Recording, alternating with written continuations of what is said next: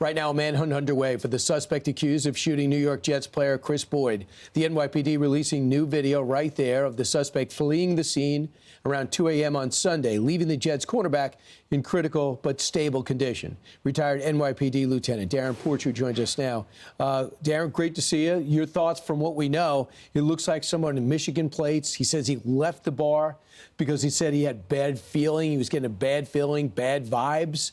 Read between the lines. Well, fortunately, we were able to capture the interaction between Mr. Boyd and the shooter on video. So that information has now been produced, and we have a really good, clear picture of who it is.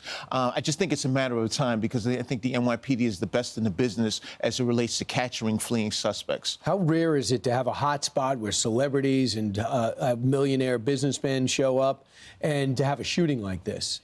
Well, the restaurant Say Less caters to this type of clientele. However, this is not a place where we oftentimes see incidents such as this. This is not a violent place. This is actually a good restaurant. People come, they cater to it, and they like it, and they're comfortable. So I just don't think that this is the norm, but at the same token, it's something that happened. We need to spotlight what the apprehension effect is going to be moving forward. They did make a statement that they're not sure if he was targeted or not. From what we know and from what you just saw, do you believe he was targeted? They knew who he was?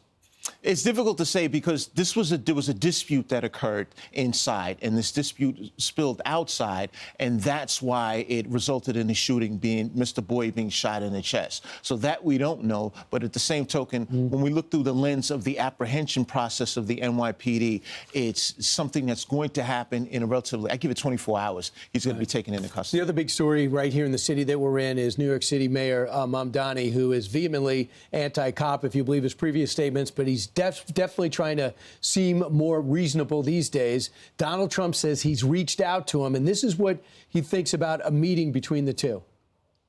The mayor of New York, I will say, would like to meet with us, and we'll work something out.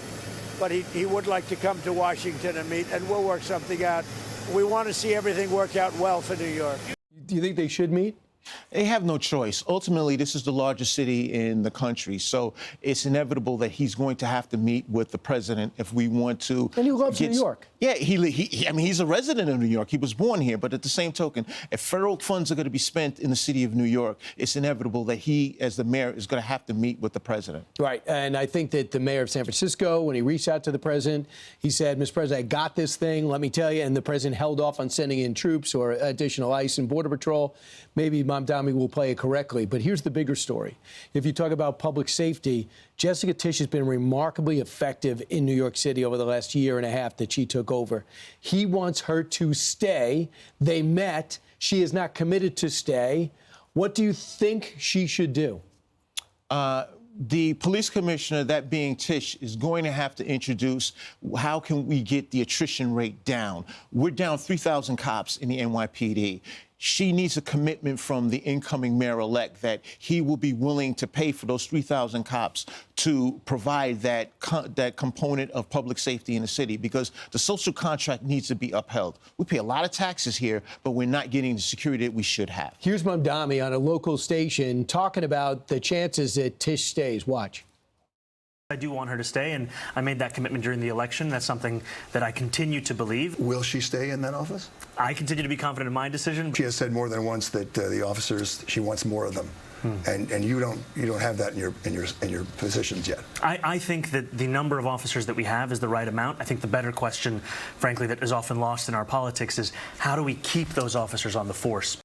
All right, Trish, you agree on that, but the numbers, you don't agree on that. Totally not. When we look at the attrition rate, us being down 3,000 cops, it's clear. And when we look at the shooting that happened on Sunday as it relates to Mr. Boyd being shot, it's clear that we don't have the omnipresence with the NYPD.